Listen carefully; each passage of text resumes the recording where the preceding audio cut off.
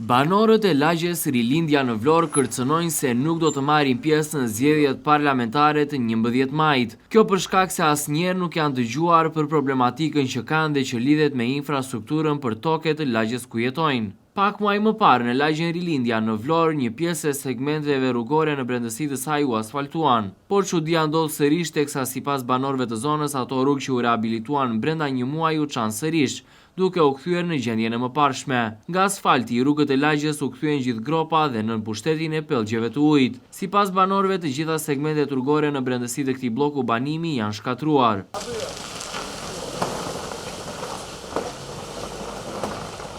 Banorët theksojnë se rrugët janë kthyer në të pakalueshme, teksa situata rëndohet më tepër gjatë ditëve me rreshje shiu. Ata thonë se duhet ndërhyrje sa më e shpejtë e pushtetit lokal në rehabilitimin e segmenteve rrugore, pasi janë kthyer në një makt veçanërisht për drejtuesit e automjeteve, por edhe për banorët e zonës.